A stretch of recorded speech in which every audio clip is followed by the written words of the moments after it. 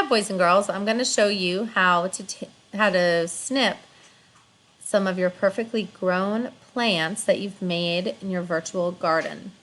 The first thing you're going to do is come down here to where it says type here to search. That's the search bar, and you can just start typing the word snip, S-N-I-P, and the first app that comes up is your snipping tool.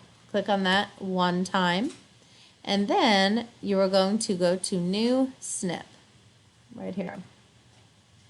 Now, when you make a snip, it comes out as either like a rectangle or a square.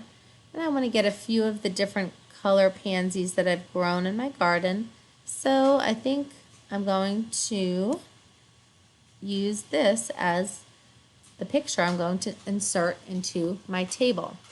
Before I do that though, I'm going to save my pansies. So I'm going to go to File, Save As, and I'm just going to name it Pansies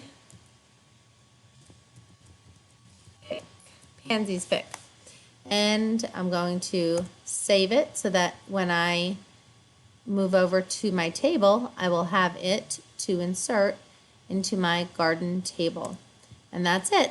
The next video is going to show you how to insert our beautiful pansies picture into your table.